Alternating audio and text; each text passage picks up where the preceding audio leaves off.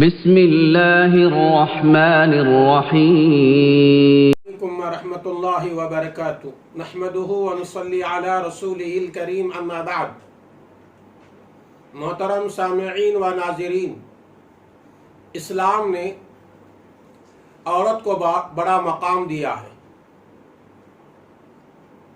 عورت کے بارے میں قرآن کریم نے جہاں مردوں کو احکامات بتائے ہیں، عورتوں کو بھی زندگی گزارنے کا طریقہ اللہ نے بتایا ہے. قرآن کریم میں اللہ تبارک و تعالی نے 22واں پارہ سورہ احزاب سورہ نمبر 33 آیت نمبر 59 میں اللہ تبارک و تعالی نے ارشاد فرمایا، یا ایھا النبی قل لأزواجك وبناتك ونساء المؤمنين يدنين عليهن من جلابيبهن ذلك أدنى أن يعرفن فلا يؤذين وكان الله غفورا رحيما. اللہ تعالیٰ اس آیت میں ارشاد فرمایا، اے نبی صلی اللہ علیہ وسلم، آپ اپنی بیویوں کو، آپ اپنی بیٹیوں کو اور پورے ایمان والے عورتوں کو سنا دے، یدنین علیہن من جلابیبہن، کہ ایک بڑی چادر تم اپنے جسم میں ڈال کر باہر نکلا کرو.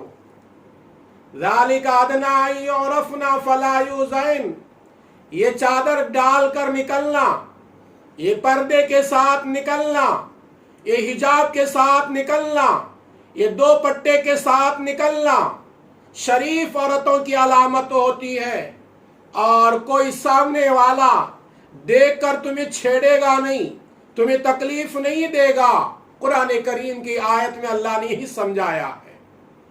عورت کے لیے پردہ زینت ہے، عورت کے لیے پردہ حفاظت کا ایک ڈھال ہے.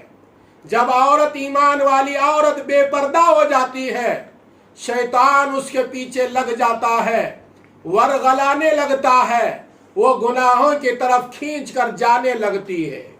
اس لیے عورت کے لیے شریعت میں لباس کے بھی کچھ حکم بتا دیے گئے ہیں. پہلا حکم یہ، جب عورت جوان ہو جائے، جب عورت جوانی کے ڈھیلی پر قدم رکھے، تو عورت کے لیے بالکل باریک کپڑا پہننا شریعت نے منع کیا ہے. حدیث پاک ہے، حضور اکرم صلی اللہ علیہ وسلم تشریف فرماتے، حضرت اسماء بنت ابی بکر رضی اللہ تعالی عنہ آئی اور ان کے بدن پر بالکل باریک کپڑا پہنا ہوا تھا. حضور اکرم صلی اللہ علیہ وسلم نے دیکھ کر ارشاد فرمایا، اے اسماء، جب عورت بالغ ہو جاتی ہے اور جوان ہو جاتی ہے تو عورت کے لیے بالکل باریک کپڑا پہننا ناجائز ہے، حرام ہے اور گناہ کا کام ہے. تو پہلی بات، عورتوں کا لباس بالکل باریک نہ ہونا چاہیے. دوسری بات یہ، جب عورتیں اپنا لباس سلائے یا اپنا لباس خریدے، بالکل تنگ لباس نہیں ہونا چاہیے، بلکہ ڈھیلا ڈھالا والا لباس عورتوں کا ہونا چاہیے. اس لیے کہ جب عورت تنگ لباس پہن کر باہر نکلے گی اور اس کی جسم کی ساخت دکھائی دے گی تو دیکھنے والا یہ محسوس کرے گا اور اس کے جسم کے حیت کو جان لے گا، تو عورت گنہگار ہو جائے گی. تو دوسرا اصول یاد رکھیں، عورت کا لباس ڈھیلا اور ڈھالا ہونا چاہیے. تیسرا اصول لباس کے بارے میں یہ کہ عورت کا لباس مکمل ہونا چاہیے. اگر کئی بدن کا حصہ ظاہر ہوتا ہے تو ایسا لباس پہننے والی مسلمان عورت گنہگار کہلائے گی. اس لیے کہ شریعت میں یہ قانون بتا دیا گیا کہ عورت کا چہرہ اور دونوں ہاتھ کے ہتھیلی کے علاوہ پورا جسم عورت کا چھپانے والی چیز ہے، یہ چھپانا ضروری ہے.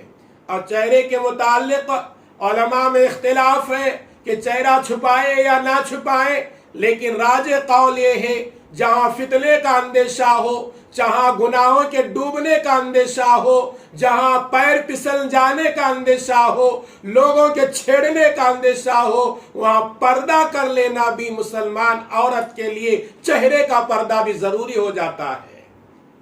ان مسائل کو یاد رکھیں، اور میری ماں اور بہنیں ان پردے کا خیال رکھیں، اور عورتوں کے متعلق اور ایک بات سنیں کہ سر کے بال بھی چھپانے کی چیز ہے، سر کے اوپر اوڑھنی ہونا ضروری ہے۔ اگر سر کے اوپر اوڑھنی نہیں ہے، غیر محرم کے سامنے تم جا رہے ہو تو جانے والی عورت گنہگار رہے گی۔ آئیں اللہ تعالیٰ سے دعا کریں، اللہ تبارک و تعالی مجھے بھی اور آپ کو بھی ان باتوں پر عمل کی توفیق عطا فرمائیں، آمین۔ السلام علیکم ورحمۃ اللہ وبرکاتہ۔